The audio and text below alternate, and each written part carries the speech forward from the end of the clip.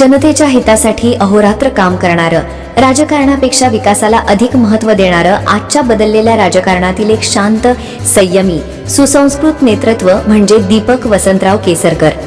सिंधुदुर्ग जिल्ह्यात ऐतिहासिक वारसा लाभलेल्या सावंतवाडीचं प्रतिनिधित्व करणारे हे व्यक्तिमत्व. सावंतवाडीच्या नगराध्यक्ष पदापासून थेट कॅबिनेट मंत्री पदापर्यंत चमक दाखवणाऱ्या माजी मंत्री आमदार दीपकभाई केसरकरांचा हा प्रवास थक्क करणारा तर आहेच, पण राजकारणातील युवा पिढीला प्रेरणाही देणारा आहे. दीपक केसरकर हे सावंतवाडीतील प्रसिद्ध उद्योजक वसंतशेठ केसरकरांचे सुपुत्र. त्यांचे वडील वसंतराव हे सावंतवाडी शहरात नगरशेठ म्हणून ओळखले जायचे. शहराच्या विकासात त्यांनी भरभरून मदत केली. ते राजकारणात सक्रिय नव्हते, मात्र समाजकारणात त्यांचे मोठं नाव होतं. याचाच फायदा दीपक केसरकर यांना त्यांच्या राजकीय सामाजिक जीवनात झाला. कॉलेज जीवनापासूनच ते समाजकारणात सक्रिय होते. कॉलेज जीवनात विद्यार्थ्यांचं नेतृत्व तर त्यांनी केलंच, पण अत्यंत तरुण वयात नगरसेवक म्हणून त्यांनी सावंतवाडीच्या नगरपालिकेत एंट्री केली. त्या काळात माजी राज्यमंत्री प्रवीण भोसले यांचा उजवा हात म्हणून त्यांची ओळख होती. यातूनच पुढे राष्ट्रवादीचं घड्याळ हाती बांधत दीपक केसरकर यांनी शरदचंद्र पवार यांच्या हृदयात जागा निर्माण केली. त्यानंतर मात्र भाईंनी मागे वळून पाहिलं नाही. अभ्यासू वृत्ती आणि कर्तव्य दक्षपणा आणि शांत संयमी स्वभाव यामुळे अनेक पदं त्यांच्याकडे चालून आली. खादी ग्रामोद्योग मंडळ जिल्हाध्यक्ष, Indian plywood research and training institute सदस्य, पर्यटन विकास महामंडळाचं संचालक, रोटरी चॅरिटेबल ट्रस्टचं अध्यक्ष, भारत स्काउट आणि गाईडचे संस्थापक सदस्य यांसह प्रत्येक पदाला न्याय देण्याचं काम त्यांनी केले. 17 डिसेंबर 1996 मध्ये ते पहिल्यांदा सावंतवाडीच्या सर्वोच्च अशा नगराध्यक्षपदी विराजमान झाले. तब्बल 11 वर्ष त्यांनी सावंतवाडी शहराचं नगराध्यक्षपद भूषवलं. सलग 3 टर्म नगराध्यक्ष आणि सर्वाधिक काळ नगराध्यक्षपदी विराजमान होण्याचा मान हा त्यांनाच जातो. नगरपालिकेला आदर्श नगरपालिकेचा राज्य शासनाचा किताब मिळवून देण्यात त्यांचा सिंहाचा वाटा होता. जागतिक नगर परिषदेच्या शिखर परिषदेतही लंडन इथं सावंतवाडी पालिकेचा बहुमान झाला तो त्यांच्या कार्यामुळेच. राज्यातल्या नगरपालिका आणि नगराध्यक्ष यांच्यासह कार्यरत असलेल्या राज्य शिखर संघटनेच्या अध्यक्षपदीही त्यांनी महत्त्वपूर्ण भूमिका बजावली. पर्यटन क्षेत्रात त्यांनी केलेल्या सावंतवाडी इथल्या कार्याचा जागतिक पातळीवरही सन्मान करण्यात आला. कमी उत्पन्न असलेल्या नगर परिषदांमध्ये उत्पन्न वाढीसाठी कोणते उपक्रम राबवावेत याबाबतचं सादरीकरण लंडनमध्ये करण्याची संधी त्यांना प्राप्त झाली. सुंदरवाडी पर्यटन महोत्सवासारखी संकल्पना त्यांनी राबवली. यामुळेच ऐतिहासिक सावंतवाडीच्या लौकिकात आणखीन भर पडली. तर नगरपालिका निवडणुकीत 17-0 असा विक्रमही त्यांनी करून दाखवला. 2009 मध्ये त्यांनी राष्ट्रवादीच्या तिकिटावर पहिल्यांदाच सावंतवाडीची विधानसभा लढवली आणि तब्बल 63,000 मते घेत जिंकलीही. यानंतर दहशतवादाच्या विरोधात लढा नेत त्यांनी कोकणात संघर्ष केला.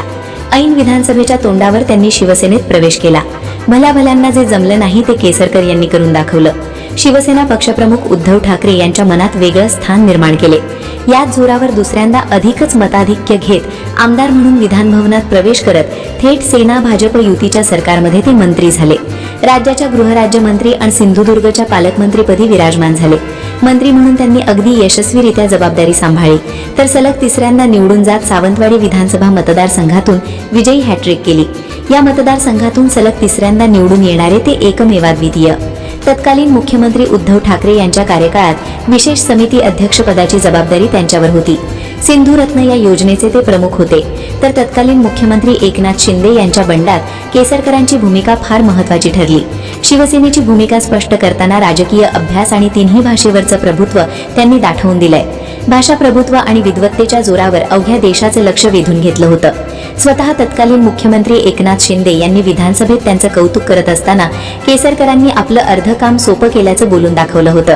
यापूर्वी सेना भाजप युतीसाठी अत्यंत महत्त्वाची भूमिका बजावणाऱ्या भाजपचे दिवंगत नेते प्रमोद महाजन यांच्या सुवर्ण काळाची आठवण दीपकभाई यांच्या शिंदे फडणवीस सरकार स्थापनेसाठी केलेल्या यशस्वी प्रवक्तेपदामुळे झाली होती. आग ओढणाऱ्या संजय राऊतांना मवाळ पण मुरब्बी भाईंनी कोकणचं पाणी दाखवलं होतं. 2024च्या विधानसभा निवडणुकीत त्यांच्या विरोधात मोठी खेळी करण्यात आली होती. मात्र राजकारणात मुरलेल्या केसरकरांनी विजयी चौकार ठोकलाच. या मतदारसंघात कधीच घडलं नाही ते त्यांनी घडवून दाखवलं.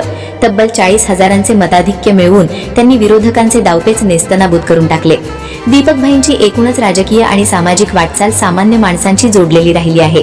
धार्मिक आध्यात्मिक वारसा जपणारे भाई श्री साईबाबांचे निश्चिम भक्त आहेत. समाजातील सर्व घटकांना ते आपलं मानतात. जात, धर्म, पंथ याच्या पलीकडे विचार करणारे ते राजकारणी असून त्यांच्या या स्वभावामुळे प्रत्येकाला ते आपल्या कुटुंबातील एक सदस्य वाटतात. राजकीय विरोधकही याला अपवाद नाहीत. बोलण्यापेक्षा कृतीवर विश्वास ठेवणारा हा नेता आहे. आपल्यावर झालेल्या आरोपाला उत्तर देण्यात वेळ न घालवता कामातूनच उत्तर देतात. त्यांचं राजकारण देखील तेवढंच मुत्सद्दी आहे. शांत आणि संयमीपणे त्यांनी आखलेले डावपेच हे त्यात अडकल्यानंतरच लक्षात येतात. म्हणूनच दीपकभाईंनी पायानं मारलेली गाठ आम्ही हातानं सोडवू शकत नाही, असं जाहीर विधान मंत्री उदय सामंत यांनी केलं होतं. राज्यात मंत्री असताना केसरकरांनी सिंधुदुर्ग जिल्ह्यातले प्रलंबित प्रश्न तत्काळ निकाली काढले होते. शिंदे आणि फडणवीस यांच्याशी असलेली त्यांची जवळीक कोकणच्या विकास पटलावर नवा इतिहास घडवणारी ठरली. पालकमंत्री असताना सिंधुदुर्ग सारख्या सुजलाम सुफलाम जिल्ह्यात पर्यटन विकासाबाबत अनेक उपक्रम त्यांनी कल्पकतेने राबवले. यात विशेष उल्लेख करावा लागेल तो काथ्या व्यवसायासाठी त्यांनी केलेल्या भरीव कार्याचा. या क्षेत्रात जागतिक पातळीवर लौकिक मिळवलेल्या केरळ राज्याचा आदर्श समोर ठेवून त्यांनी काथ्या व्यवसायात कोकणाला पुढे आणण्यासाठी मनापासून प्रयत्न केले. महिलांच्या सबलीकरणासाठी चांदा ते बांदा यासारखी त्यांनी सुरू केलेली योजना तर विधायक विकासाचा ऐतिहासिक आविष्कारच म्हणावा लागेल. ही योजना बंद होतीये हे लक्षात येताच आपण सत्तेत आहोत हे क्षणभर विसरून आपल्याच सरकारला खडेबोल सुनावणारे दीपकभाई आजही आठवतात. त्यामागे त्यांची कोकणवासियांबाबतची असणारी आत्मीयता दिसून येते. सिंधू रत्नाच्या माध्यमातून पुन्हा ही योजना कार्यान्वित केली गेली. अभ्यासाच्या आणि सातत्यपूर्ण कार्याच्या जोरावर त्यांनी अतिशय अल्पावधीत मोठी झेप घेत आपली कर्तबगारी सिद्ध केली आहे. काचेचा पूल, झुलता पूल, पाणबुडी आदी पर्यटन प्रकल्पातून त्यांचं विजन दिसून येतं. राज्याच्या राजकारणातील एक अभ्यासू आणि सुसंस्कृत नेतृत्व म्हणून दीपकभाई केसरकर यांची ओळख आहे. भाईंनी कोकणी जनतेलाच आपलं कुटुंब मानलंय. आजही आमदार म्हणून त्यांनी मोठ्या प्रमाणात विकास कामे सुरूच ठेवली आहेत. धोरणात्मक निर्णय घेताना सर्वंकष बाबी विचारात घेऊन आणि जनमताचा आदर करून निर्णय घेण्याची क्षमता त्यांच्यात असल्यामुळे सर्वसामान्य कार्यकर्त्यालाही ते अधिक जवळचे वाटतात. अशा धुरंधर आणि अभ्यासू सुसंस्कृत राजकीय नेतृत्वाला टीम माझा सिंधुदुर्ग डिजिटल टीमकडून वाढदिवसाच्या लक्ष शुभेच्छा.